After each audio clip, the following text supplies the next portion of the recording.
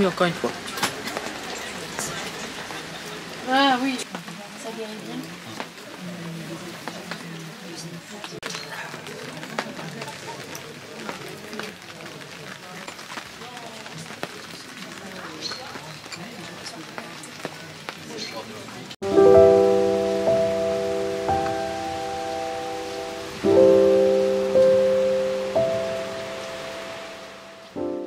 Bonjour à tous et bienvenue dans les Monts d'Arrée. Je m'appelle Gaëlle et je vous partage un peu de notre vie d'ici, au cœur du plus haut village de Bretagne, dans le Finistère. La fin de l'été par chez nous se teinte de pluie. Les averses sont de retour. Certains jours, les chats nous miment littéralement le début de l'automne.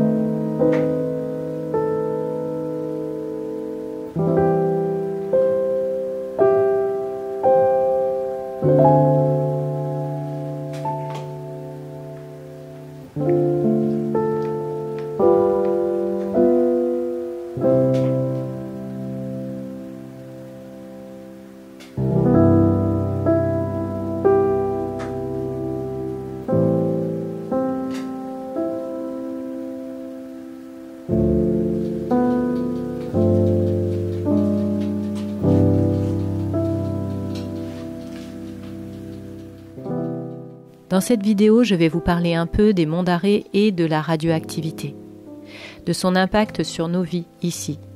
Certains d'entre vous ont questionné dans l'une de mes précédentes vidéos le fait de se baigner dans le lac de Brennilis, situé juste en amont du barrage surplombant l'ancienne centrale nucléaire. Quelle est la qualité de l'eau? Peut-on sérieusement s'y baigner sans danger? Je vais vous répondre à partir de ce que moi, simple citoyenne vivant ici depuis 2020, ai pu saisir de la situation. Ce qui m'importe, c'est de vous partager la difficulté de se forger un avis sur ces sujets. Vous allez voir qu'ici, notre situation est loin d'être simple et qu'on navigue souvent comme on peut.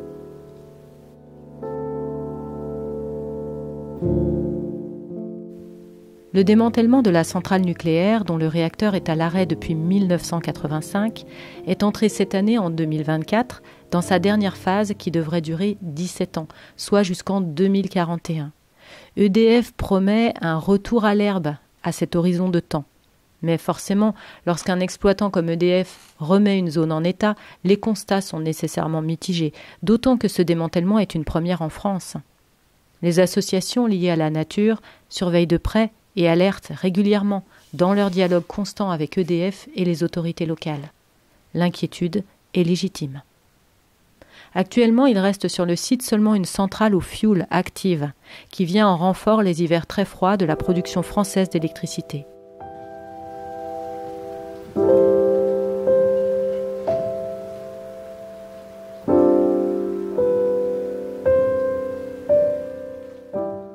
Alors, n'étant pas scientifique de formation et n'ayant pas l'intention de me déplacer jusqu'au lac avec un compteur Gégère, j'ai simplement observé. Aujourd'hui, le lac de Brennilis est ouvert aux activités nautiques et l'été, un centre de loisirs pour enfants emmène les gamins faire des activités sur et dans le lac, paddle, canoë, dériveur.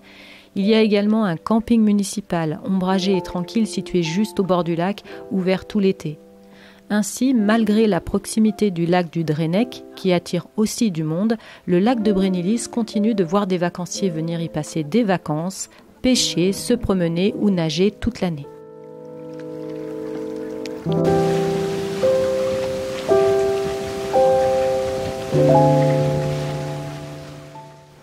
Ce lac, au niveau de son usage, est utilisé aujourd'hui pour servir d'étiage à la rivière côtière de l'Aulne en contrebas.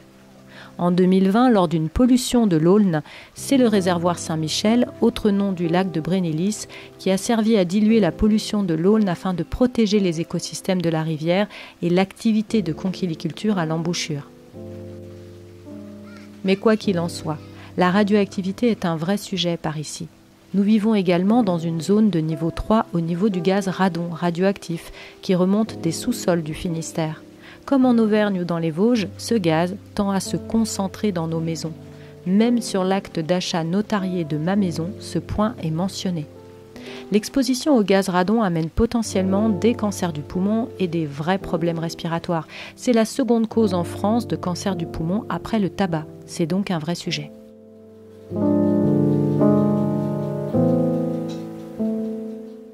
Pour lutter contre cette exposition, nous pouvons investir dans une VMC pour assurer une bonne ventilation ou à minima ouvrir les fenêtres de la maison toute l'année, 3 fois par jour, durant 10 minutes. Idéalement, chaque étage de la maison devrait être équipé d'un détecteur de radon pour signaler les surcharges en gaz. Mais surtout, on soutient par notre alimentation nos organismes. Voici comment nous le faisons.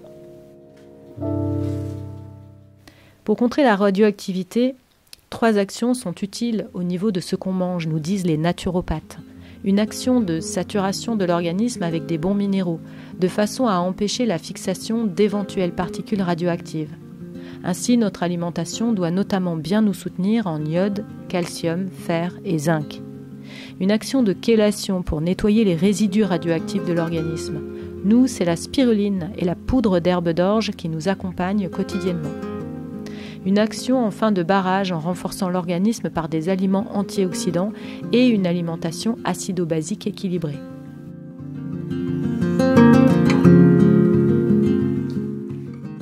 Je terminerai en ajoutant qu'aujourd'hui, notre environnement est menacé de bien des façons. Aussi, prendre du temps dans les espaces naturels et au grand air reste et restera une saine option. Les monts d'arrêt ont été historiquement et restent aujourd'hui encore une zone relativement pauvre. Les gens composent avec cela et s'appuient sur leurs forces, cet environnement naturel unique et protégé. Forêt domaniale du Huelgoat, tourbière du Venec, lande du Cragou, chaos du Huelgoat ou de Mardoul, nous sommes riches de cette nature vivante et présente partout ici. En espérant que ce partage de mon regard sur ce délicat sujet de la radioactivité vous aura éclairé. Il n'est pas simple d'arbitrer au jour le jour dans un territoire comme le nôtre, et nous faisons simplement au mieux, en n'oubliant surtout pas de vivre et de profiter pleinement de ce que la nature nous offre de beau. On vous emmène d'ailleurs maintenant avec nous en promenade sur les traces d'une jolie chapelle. C'est parti!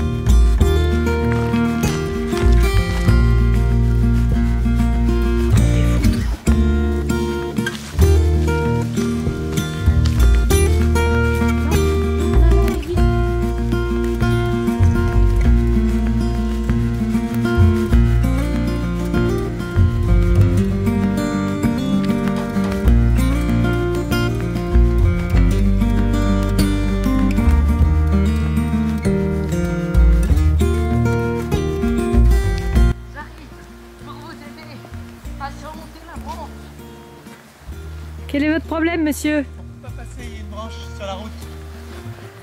Il faut passer à côté. Ok, ouais, non, c'est parfait. Il faut passer à côté. Où utilisez votre chien de traîneau là-bas?